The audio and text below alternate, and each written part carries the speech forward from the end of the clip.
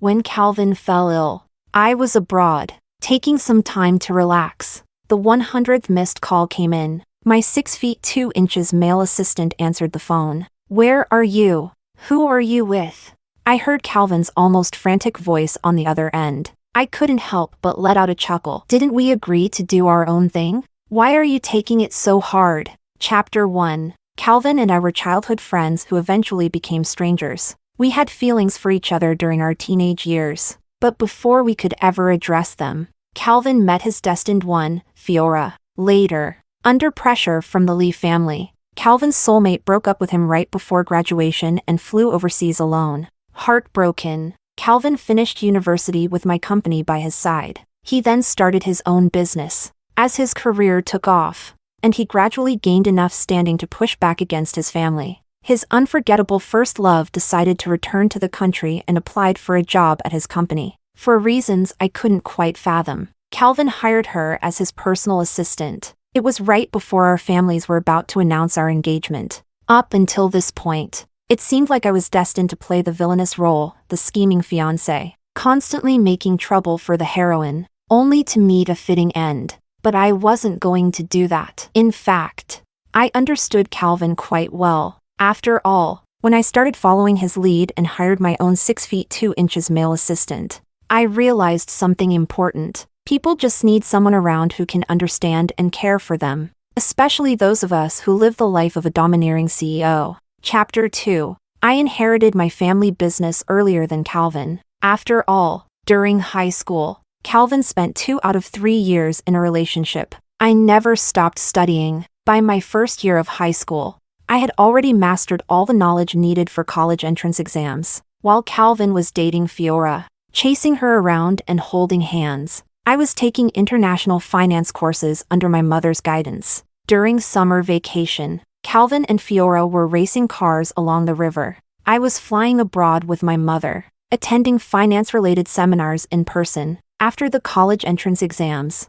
I effortlessly got into the school and major I wanted and began formally learning about the family business's operations and management. Calvin, on the other hand, was so heartbroken from the breakup that he failed his exams. The Lee family spent a lot of money to get him into a well-regarded private university for the wealthy. Coincidentally, it was in the same city as my university, even in the same district. Mrs. Lee asked me to take care of him. I agreed with a smile, looking at Calvin with a gaze full of warmth and affection. I believe Calvin is just temporarily affected. No matter what happens, I'll stay by his side until he picks himself up again. The Lee family parents were satisfied with my response, and their looks hinted at deeper considerations. If Calvin continued to lack ambition, the best way to ensure he protected the family's assets was to have a woman beside him, one deeply in love with him and capable of bringing great benefits. After that, the Lee family let us have 3 projects in succession. My mother was equally pleased. On the eve of my departure for college in the capital, she called me to her study. "What do you think of that Lee boy?" she asked. "He's average," I replied. "Honestly, he doesn't compare to me at all." My mother burst out laughing and affectionately patted my head. "Alice, remember, when it comes to benefits, anything can be a weapon, even emotions. You can like someone, but that affection should never outweigh your goals and ambitions. As for the Lee family, if you want to play along, then do so. And if you really end up liking him, that's fine too. After all, who says you can only have one man?" I lowered my eyes, pondered for a moment, then smiled at my mother. Chapter 3. In Calvin's eyes, I was probably madly in love with him. When he was a freshman, to comfort him after losing Fiora, I would bring him breakfast outside his dorm every day. It was always hot soup and buns, just the way he liked it.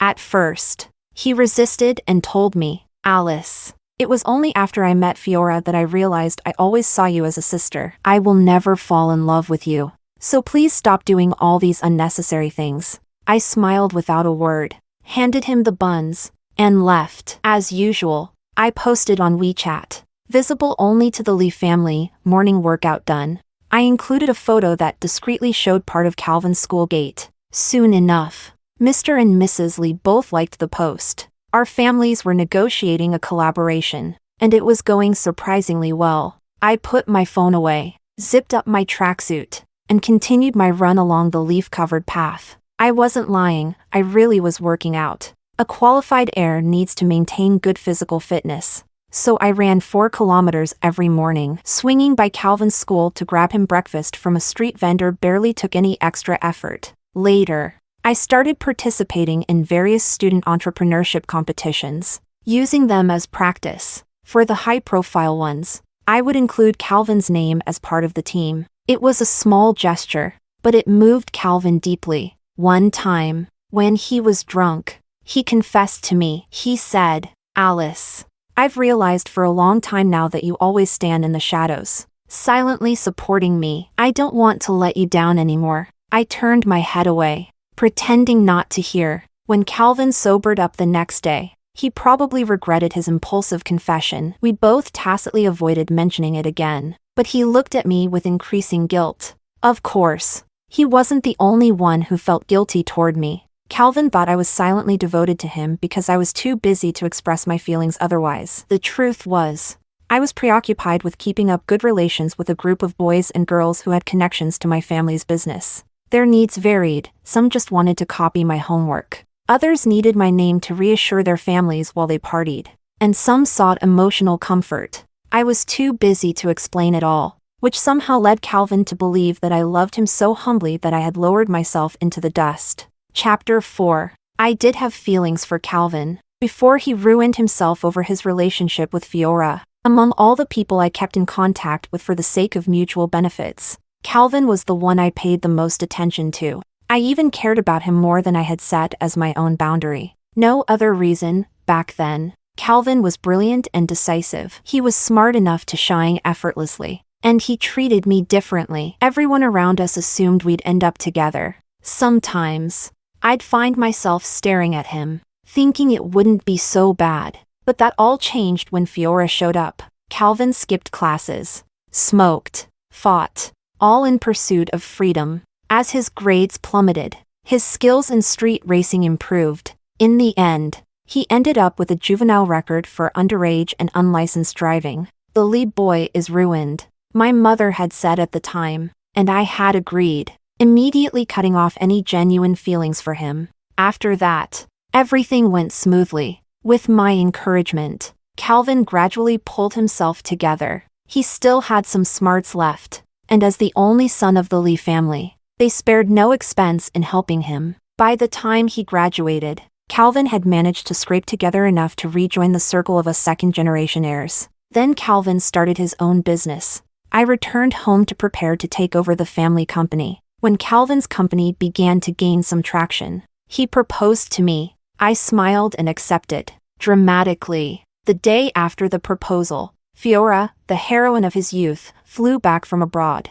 After that, Calvin never mentioned our engagement again. He cautiously kept Fiora by his side, as if convinced that I'd go mad with jealousy and try to harm her. He went out of his way to keep us from meeting. What he didn't know was that the day after he hired Fiora as his personal assistant, I found someone for myself too. Someone more caring, more gentle, and more promising than Calvin. Most importantly, he came from a less privileged background, understood gratitude, and would never surpass me. Chapter 5. When Fiora came to see me, I had just finished a business meeting and was resting in the lounge with my assistant, Duncan. Duncan had a high level of perceptiveness, not just in work. For instance, when Fiora entered, he glanced at my expression and immediately left to buy coffee, leaving us time to talk. The time he gave us was enough for a conversation. I looked at Fiora sitting across from me. Her skin was smooth. Her style was clean and sharp. Her long black hair tied up neatly. From appearances alone, she was the type of unforgettable first love that had become somewhat rare in recent years. Back in high school, Fiora had stood out from the crowd of delicate girls with her rebellious attitude. Catching Calvin's attention, Calvin used to say he'd never seen a soul as free as Fiora's, and he followed her without hesitation, beginning his downward spiral in pursuit of freedom. The thought made me smile. I relaxed into the couch, gesturing casually for her to speak. Compared to my relaxed demeanor, Fiora was tense and on guard. She quickly worked up her emotions. Soon after sitting down, her eyes reddened, and she looked up at me with a forced smile. I heard Miss Moo and Calvin are getting engaged. I know Calvin feels very guilty about everything that's happened between us. Hearing her open with such a basic attempt at intimidation and probing, I couldn't help but feel a pang of disappointment. I rubbed my temples, interrupting her. Fiora, what do you think of him? I asked, pointing to the door. Fiora followed my gaze and saw Duncan standing outside. He was tall and lean, even in a cheap suit. He managed to carry himself with an air of elegance. He held my drink carefully, his eyes never leaving me from the moment he returned. Seeing me look his way, Duncan smiled at me through the glass door, just enough to show his attachment, without coming off as clingy. Of course, this wasn't Duncan's natural talent. He had taken the time to understand my preferences and practice to be able to stand before me as he did now. I knew all of this, but I didn't care about Duncan's true nature. As long as he made me comfortable, he could stay by my side. This was the difference between Calvin and me. He poured all his energy into chasing an idealized soul, unable to see through even the simplest facade. In the end, he was played by those below his station, perhaps predicting what I was about to say. Fiora's face turned pale, but she had no leverage against me, so she forced a smile and said, "This gentleman seems like a fine person, loyal to you. Miss Moo, he's quite rare." Rare? I scoffed, interrupting her again. Fiora's expression began to falter, but I didn't care. I just smiled at her. As long as I like this type, I can have as many of them as I want. Fiora understood what I meant and began to look visibly uneasy. Someone who appears kind, pure, different, and seemingly only for me might be unique to Calvin. But it's not what I seek. I will never place my ambitions in someone else's hands. With each word, Fiora's face grew paler, her grip on her bag tightening. So, Fiora, you're aiming in the wrong direction. I leaned back against the couch and gave a small wave. The people outside immediately understood, entering the room and extending a hand towards Fiora, who had no choice but to hand over the recorder hidden in her bag. Throughout the entire process, Duncan stood by my side, handing me the still warm coffee. His eyes were only on me, as if everyone else in the room was irrelevant. I simply reached out and patted his head in satisfaction. Fiora could no longer hold it together. She grabbed the bag Calvin had recently bought her and fled. "Miss, she probably has more recording devices on her," the assistant beside me said respectfully. "It doesn't matter. She understands now," I said dismissively, then picked up the financial report on the table. I had known from the start, Fiora was ambitious. She knew what she wanted and knew the best steps to take. Otherwise, when Calvin's mother approached her before graduation, she wouldn't have left so decisively. She took the money, went abroad for an elite education she otherwise couldn't access, and let time and nostalgia make her Calvin's eternal first love. Fiora had always been clear-headed. This little test today made her realize I wasn't her opponent. We weren't even in the same ring. What I pursued was entirely different from what she and Calvin wanted. I wouldn't go out of my way to oppose her, and she wasn't foolish enough to create a troublesome enemy for herself. Besides, I had always admired ambitious women. I could praise their ruthlessness in achieving their goals, as long as they didn't get in my way. Chapter 6. As expected, Fiora never approached me again after that. Instead, she clung even more tightly to Calvin, citing her insecurity as the reason. She convinced Calvin to refuse any events where he and I might have to appear together, which only made our indefinitely postponed engagement party seem like more of a joke. At the latest gathering between our families, Mrs. Lee issued an ultimatum to Calvin, insisting he attend the upcoming dinner. Calvin agreed, but halfway through, the Lee family butler received news that Calvin had been in a car accident. Calvin claimed he was seriously injured and needed to go to the hospital immediately. He hung up before Mrs. Lee could even ask questions. It seemed Calvin assumed I wouldn't be angry at him, that I would simply accept his poor lies and indifferent attitude. But this time, it wasn't just about me, it was a family banquet hosted by the Lee family. His actions were a slap in the face to both our families. In front of the Lee parents, my mother and I put on grim expressions, but inwardly, we were thrilled, hoping Calvin's behavior would become even more foolish. Mrs. Lee tried to save face, holding my mother's hand to say some comforting words, but my mother pulled away and left without a word. After all, She was a prominent figure in the entire South City business community. For Calvin to show such disrespect to an elder, she could have ordered the place destroyed. And it wouldn't have been too much. Mrs. Lee couldn't stop her. So she turned to me for help.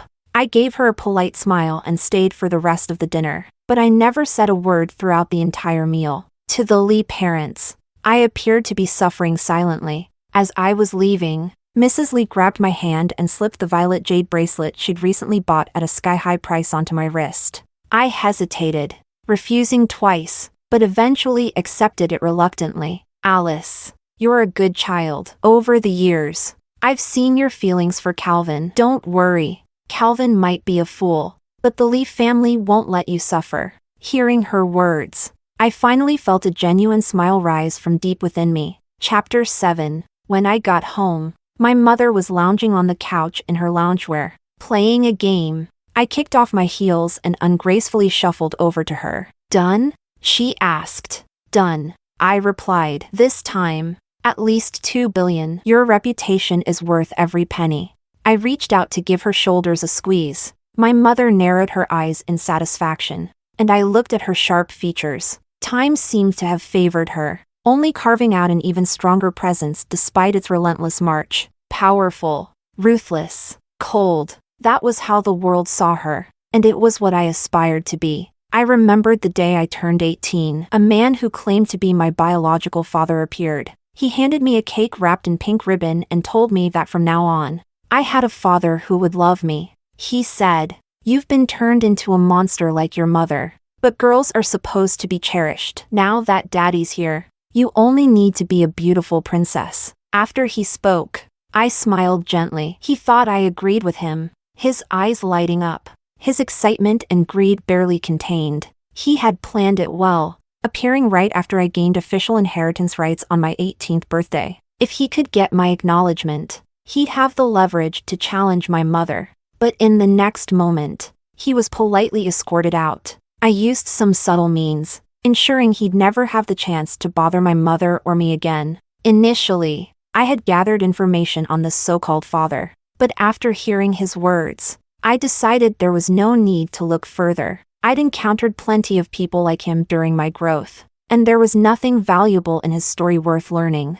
My mother had been open with me. I'd been conceived when someone set her up. That man was a stain on her life, but my existence wasn't a shame to her. You're my daughter, but you're also your own person, no matter what kind of man your father was. It doesn't define you. I respect all your choices, but I hope our ambitions align, and you'll stand by my side. That way, our bond would be even deeper.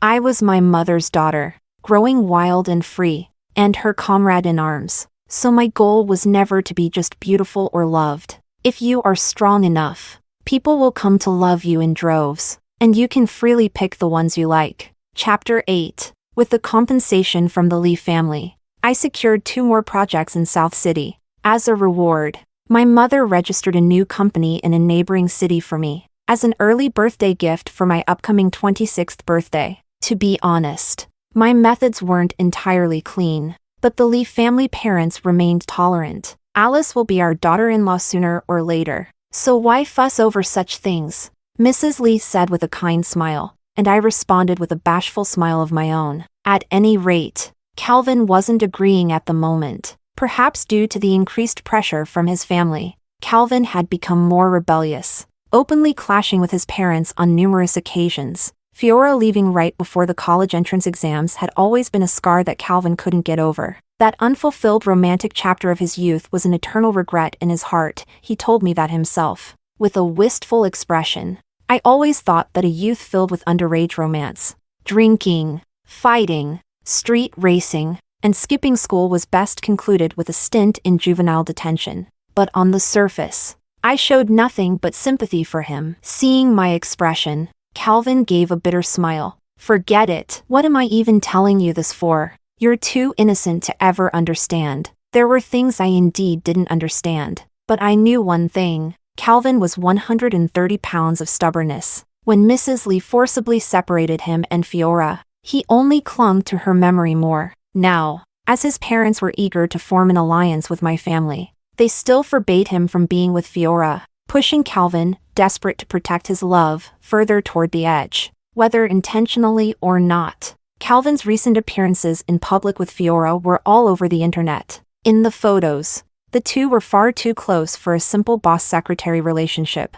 with the engagement party repeatedly postponed. Rumors questioning our relationship were already circulating, and now, Calvin's behavior only confirmed the speculation that our family's alliance was crumbling. My mother took advantage of the situation to demand hefty compensation from the Lee family. Mr. and Mrs. Lee seemed to have grown tired of constantly cleaning up Calvin's mess. They issued an ultimatum to him: if he insisted on choosing Fiora, he would forever lose his status as the Lee family's heir. This threat might have worked in the past, but now Calvin believed he had enough power to stand up to his family. He publicly declared on social media that he would never again be a puppet for anyone. And now that he had the strength, he would protect the woman he loved. Despite his bold words, Calvin continued to enjoy the privileges of being the only son of the Lee family. But it was 2024, and the internet was full of savvy people. His comment section was filled with posts like, "No way. Is this guy really planning to cut ties with his parents who've supported him for over 20 years just for a fling?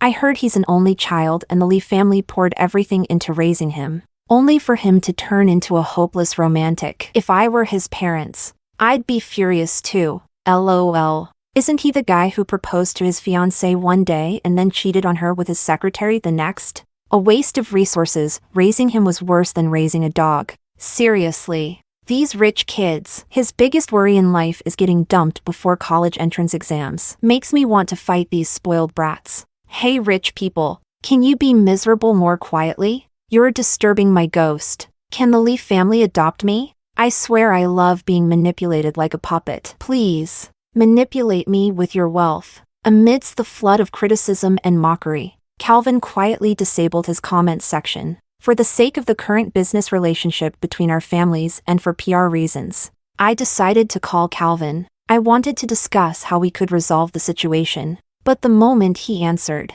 he began to mock me. "What? Aren't you supposed to be madly in love with me? Can't keep up the act anymore? Alice, I've already agreed to marry you. You should be grateful. Hasn't becoming Mrs. Lee been your dream all these years? I've given you the title, so stay out of my life. Can't we just do our own thing? You think you're some kind of authority over me. And it's disgusting." Holding the phone, I thought hard for a moment, confirming to myself once again that he had been the one to propose in the first place. Not something I had begged for. "No, I can't be like you, with no principles," I replied, hanging up decisively. Then I posted the recording of our conversation online, unilaterally announcing the cancellation of our engagement. The news spread quickly. I don't know if the Lee parents still thought I was head over heels for Calvin or if they truly had given up on him. But they made no attempts to do PR for him. Calvin and Fiora faced heavy criticism, and when Calvin called to ask me to delete the recording, he had clearly learned to control his tone and emotions. As if, did he think I'd accommodate him? I blocked his number without hesitation and pinned the post calling him out to the top of my profile. After that, I focused on my work and didn't hear much about him. The next time I saw Calvin, it was in an unexpected setting. The project I'd been working on recently had gone well, and my mother gave me a 3-day break. I was barefoot on the beach, enjoying the calming sound of the waves, when an angry voice called out from nearby, "Alice."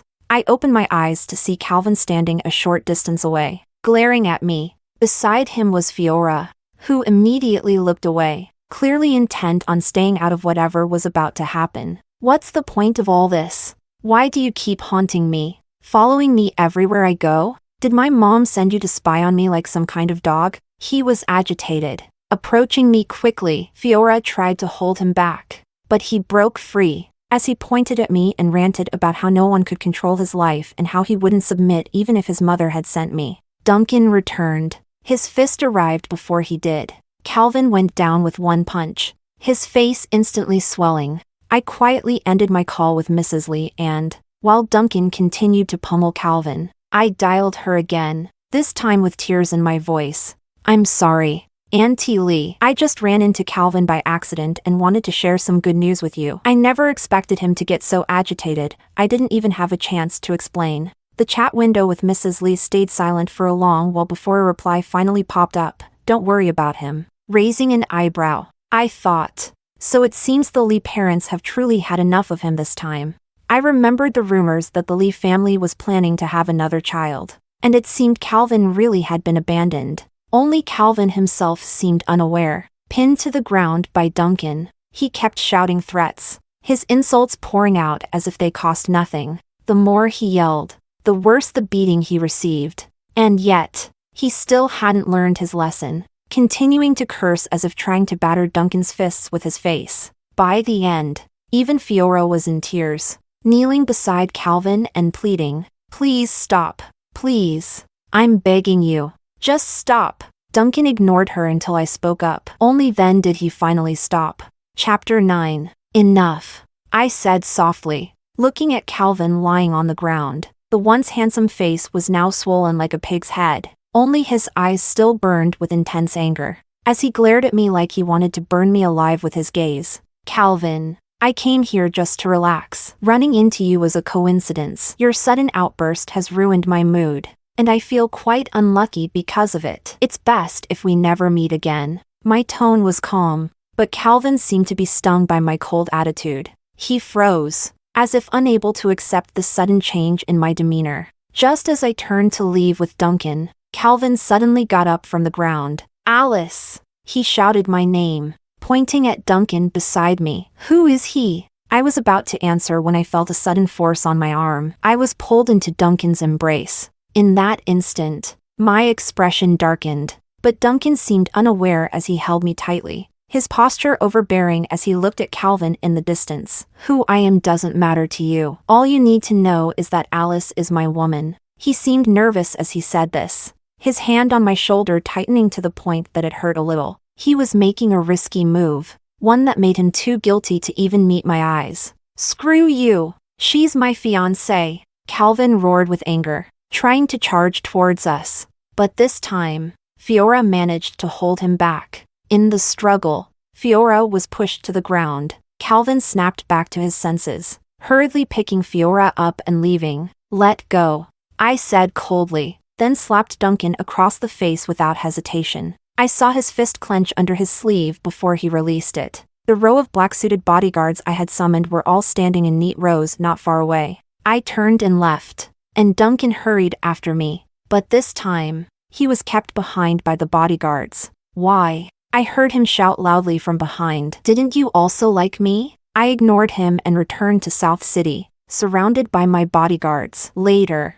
I swiftly arranged for Duncan to be dismissed from his position, with ample compensation. Duncan wasn't satisfied and eventually caused a scene in front of me. "I don't understand," he said, his eyes red, choking back tears. "I wanted to protect you. I just hugged you once." To him, it was just a hug, but we both knew the truth. I didn't need him to put on such a protective display, and we both knew what would happen if I allowed such a probing gesture. Duncan's ambitions had grown too large, and his actions were out of line. What I despised most was people testing my boundaries, especially when I had already given him enough. He performed well, and I rewarded him with money, a car, and a house, but he accepted everything I gave and still couldn't keep his initial promise of not crossing the line. Wanting more while already having plenty, it was a disgusting sight. Whether Duncan genuinely wanted to have a pure love story with me, or he had his eyes on my family's company and power,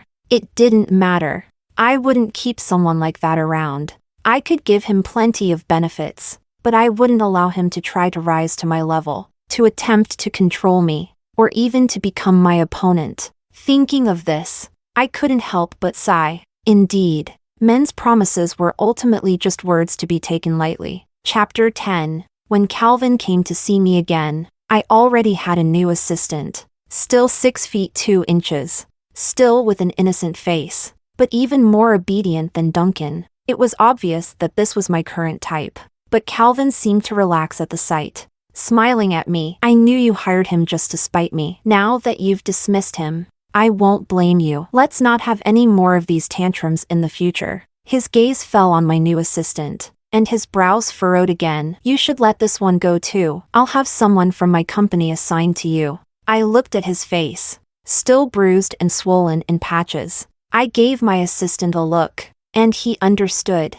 Stepping forward to politely ask Calvin to leave, Calvin's expression darkened, and he looked at me. Alice, what does this mean? I thought I made myself clear last time, I said, pulling out my phone to show him Calvin's earlier social media post where he declared he'd fight the world for Fiora. Everyone knows by now that the engagement between our families is off. If the paparazzi catch Mr. Lee coming in and out of my company, it won't look good for either of us. I thought my words were rational and even a little considerate of Calvin's situation. But Calvin seemed inexplicably furious. His hand clenched repeatedly before he slammed his fist heavily onto the coffee table. I thought you'd understand me, Alice. I always thought you were different from the others. He looked betrayed, as if I were the one who had cheated. I was ready to call security to throw him out. But given our history as childhood friends, I decided to try one more time to reason with him. You should treat me like everyone else. Why? Fiora has had a hard time abroad all these years. I'm just trying to make up for what I owe her. Why can't you all just accept her? He seemed completely incapable of understanding. Still rambling on, and I didn't hesitate any longer. I called the building security. As Calvin was dragged out, I calmly reiterated, Mr. Lee, the engagement between our families has been cancelled. We are strangers now, and I hope you don't show up at Moo Corporation again. You are not welcome here. Only then did Calvin seem to realize I was serious about cutting ties. His eyes went blank for a moment, and he muttered, Alice. Whatever else he was about to say was cut off as I had him thrown out. The world finally quieted down. I checked the time. Great. Calvin had wasted 40 precious minutes of my day, and now I'd have to stay late to make up for it. Chapter 11. Calvin and Fiora broke up again, because Calvin's company went bankrupt. Also, because news came out that Mrs. Lee was pregnant with a second child. These two events were inevitably connected. After all, Calvin's initial success in business had been heavily supported by the Lee family. Realizing that Calvin was truly abandoned, Fiora swiftly took what was left of his assets and disappeared. This time, Calvin was genuinely devastated, becoming completely dejected. While he drowned in his sorrows, everyone else was busy. The Lee family was busy preparing for the new addition, while my mother and I were occupied with expanding our market share. In recent years, new trends had been emerging constantly, like the short drama series that became popular earlier this year. The profits were staggering. Not just us, but several major companies in the southern city wanted a piece of this lucrative pie. Last month, a few top streamers that the Lee family had signed to test the waters were reported for tax evasion and ended up in jail. Now, everyone was cautious. One move and 100 competitors were ready to pounce. No matter how dirty and vile the fight for fame and fortune got, it was always dressed up in a glamorous facade. The Lee family sent another invitation for a family banquet.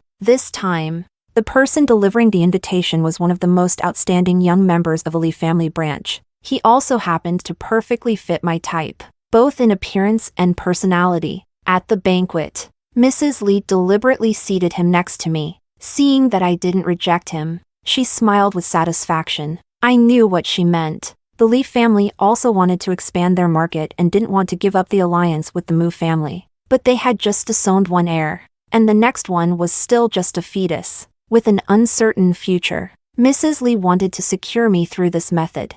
I played along but didn't explicitly say yes or no. Mrs. Lee was a little unhappy, but Mr. Lee didn't seem to mind. He was quite pleased with himself over the late arrival of a new child and had a few too many drinks at the banquet. Later, he couldn't help but say, "Your Moo family only has 2 women in charge. In the end, this business empire will have to change its surname." My mother smiled as she walked over, and under Mr. Lee's proud gaze, she poured an entire glass of red wine over his head. "Sober now?" she asked, still as graceful as ever. Mr. Lee knew he was in the wrong and suppressed his anger, apologizing to my mother, but his eyes still held nothing but disdain. This wasn't the first time. I had noticed long ago that whenever Mr. Lee looked at my mother, there was always an inexplicable mockery and arrogance in his eyes. This time, I didn't maintain my usual gentle facade. When my mother refused to accept his apology, I poured my own glass of red wine over the Lee branch member who had been trying to flirt with me.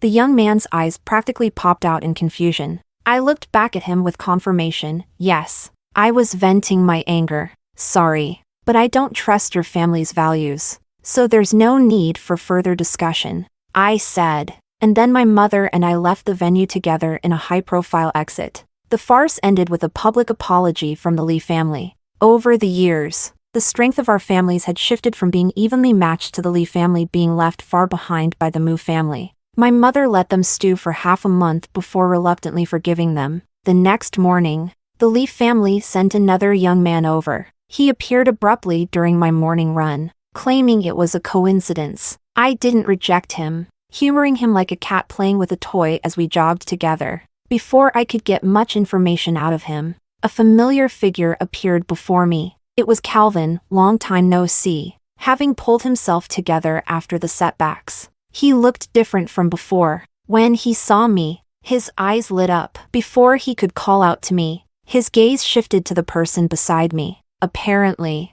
they knew each other. The young man beside me greeted Calvin first, calling him cousin. Calvin ignored him, turning to me instead, his tone soft. Alice, why are you with him? I shrugged. He's the new suitor the Lee family sent me. We're building rapport. Calvin froze at my words. Then his expression darkened. He stepped forward, trying to grab my hand, but I evaded him. The young man beside me smirked smugly and stepped in front of me protectively. Cousin, have you lost all your manners after wandering outside for so long? Calvin grew anxious, raising his voice to call out to me. Alice, I sent you messages. You saw them, didn't you? Messages?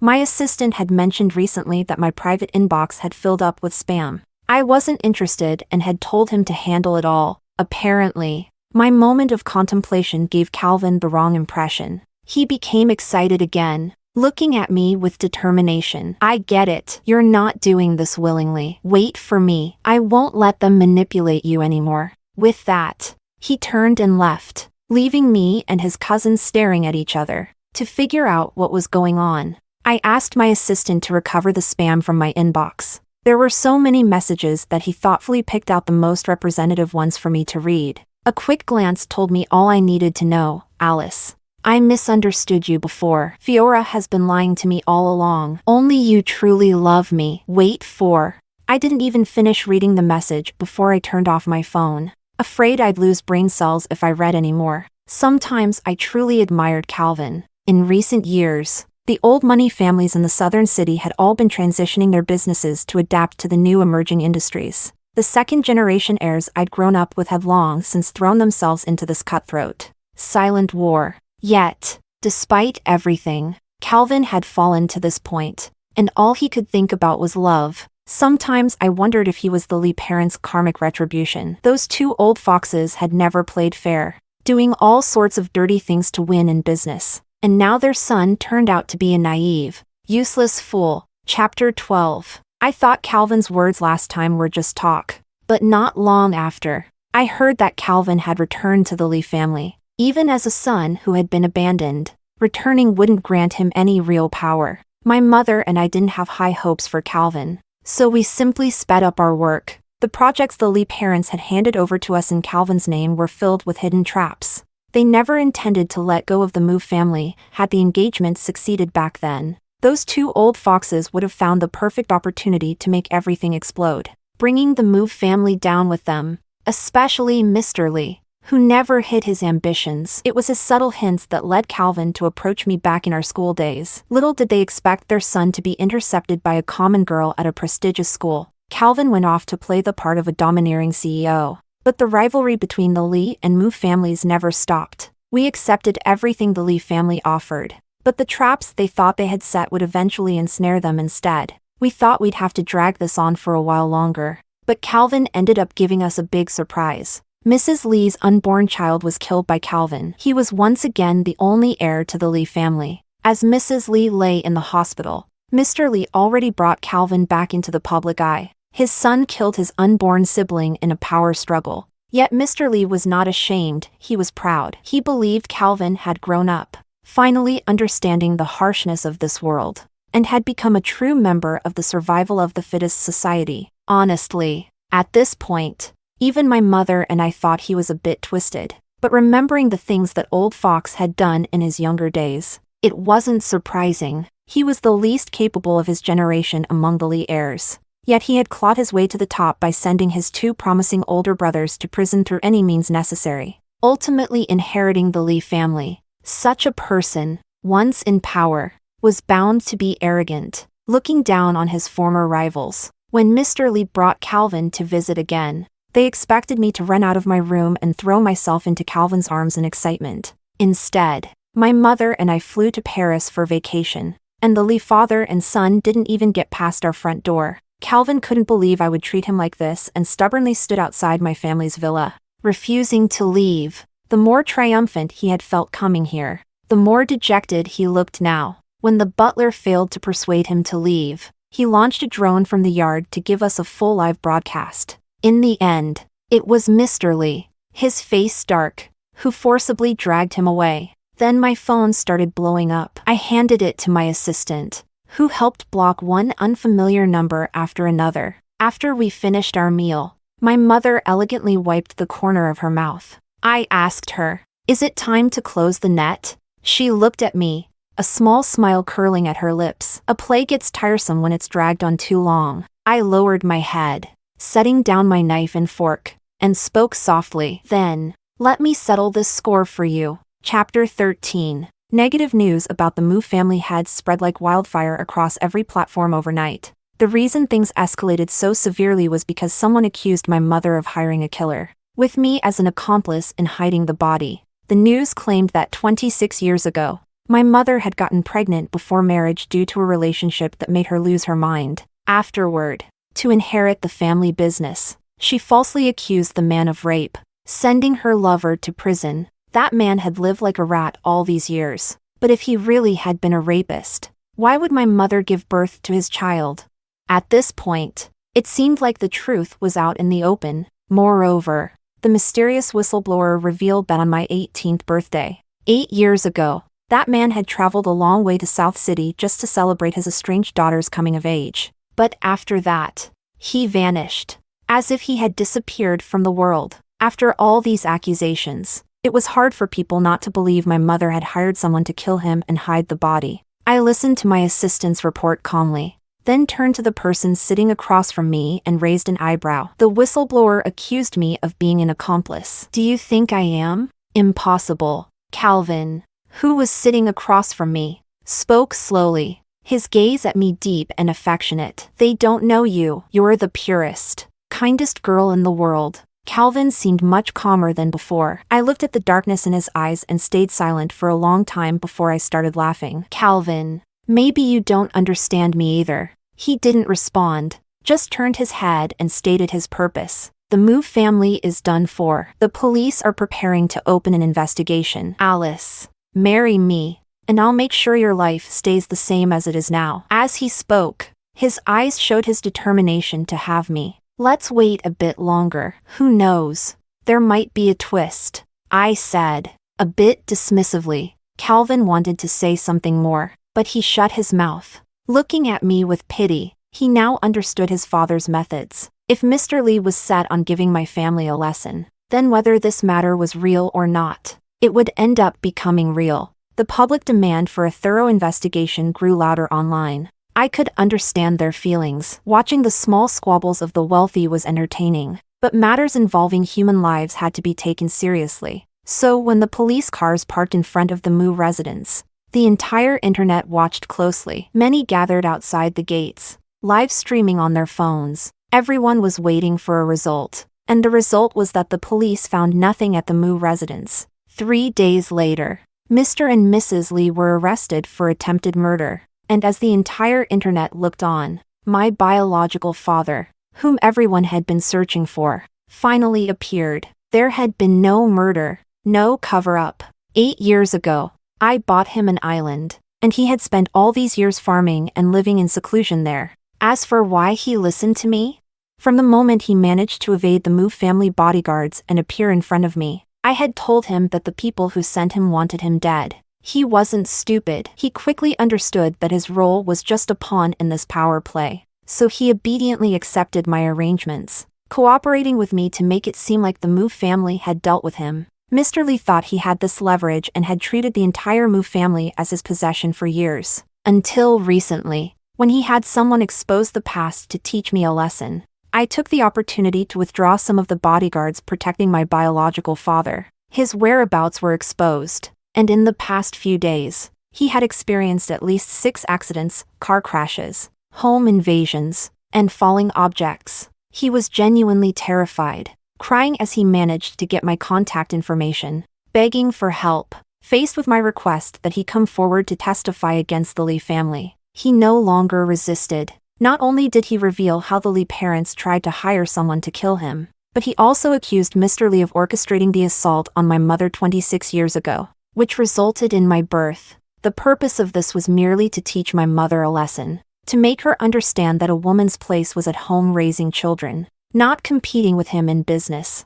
The 2 old Lee foxes ended up in jail. Calvin stood downstairs at my house through the storm all night, begging me to let his parents off. I told you there would be a twist, I said, smiling down at him from the 2nd floor. Don't celebrate too soon. The old fox won't go down that easily, my mother said softly from behind me. I smiled lightly and nodded in agreement. Chapter 14. I showed Calvin a clear path. Though Mr. and Mrs. Lee had fallen, the Lee family hadn't completely collapsed yet. Changing its head was just a matter of time. Things hadn't reached the point of no return. Do you really have to be this ruthless? Calvin's gaze bore into me, deep and unrelenting. I recalled the conversation we had half a month ago. When he came to see me, I had asked him, if the truth isn't what everyone believes, would you still help me?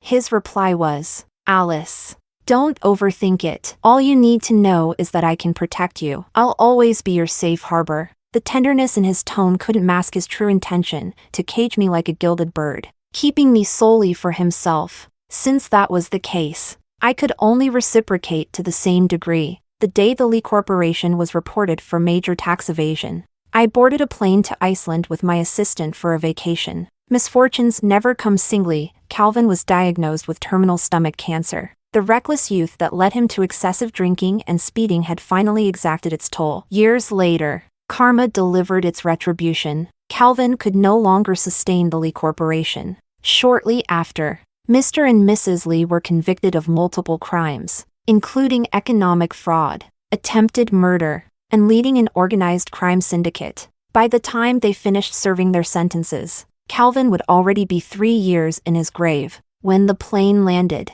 my assistant informed me that Calvin had been calling me incessantly. After some thought, I answered. Calvin's voice was hoarse on the other end. He said, I'm dying. Don't you regret it? Alice, from now on, no one in this world will ever love you the way I do. Love me the way you do? I couldn't help but laugh. Like you did when you cheated the day after our engagement? Or like you did when you kicked me when I was down? Calvin, you're barely qualified as a rival and even less so as a human being. There was silence on the other end. After a long pause, Calvin finally found his voice again. Alice, you don't understand. I truly loved you. You just made the same mistake all men claim is unavoidable? I chuckled softly. It's fine, Calvin. I understand you. With that, I gestured lightly to my assistant, who leaned his head against my hand and affectionately called me Miss Alice. Alice! Who is that?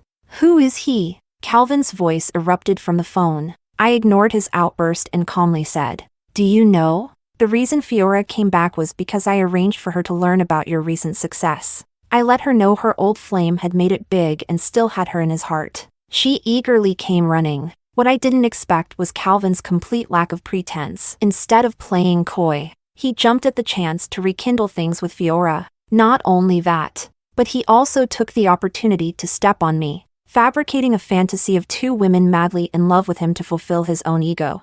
I'm speechless. Who even falls for men like him anymore? Count me out. Late at night, my mother called. You did well. Her voice trembling with tears. I could hear the emotion in her words. I'm sorry for keeping you trapped in my hatred for over 20 years. From now on, I hope you'll live your life to the fullest and fly free. This is what I wanted to do. Mother, born with your blood, taught by your hands, and avenging you, it's all been a labor of love. I silently finished the thought in my heart. Turning to gaze into the deep night, memories resurfaced. On my 18th birthday, a man with calculation written all over his face appeared before me. I didn't bother looking into his background. Instead, I had someone investigate who had sent him. Following the thread, I uncovered some old stories. 30 years ago, in the business world of Nanture, a rising star emerged. She was a confident, beautiful woman from a prominent family,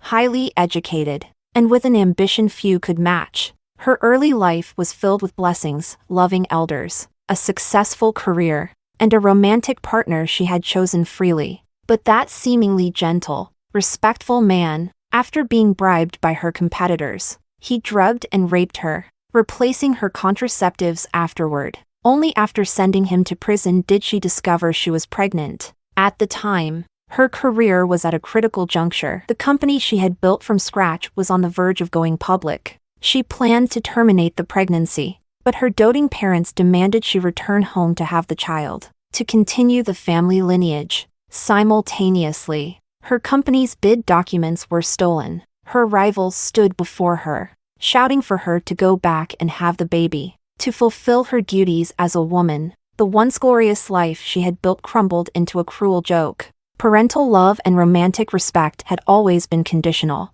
Against power and profit, human emotions proved to be unreliable. That was her final compromise in life. 10 months later, she gave birth to a daughter and named her Alice. She left her family and raised her daughter alone, teaching her everything she knew. By the time her parents passed, she had single-handedly revived the family's declining fortunes and assumed control. Yet the mockery never ceased. No matter how high she climbed, her rivals always regarded her with condescension, waiting to drag her back down. But now, those mocking voices and disdainful gazes had finally disappeared. Yes, even as a child, I had noticed the contempt in Mr. and Mrs. Lee's eyes when they spoke to my mother and the sadness that sometimes crossed her face. From that moment, I understood who my target was. I was 6 years old. I spent the next 20 years convincing Mr. and Mrs. Lee that I was hopelessly devoted to their son. Even the craftiest fox rarely suspects the sincerity of a 6-year-old girl.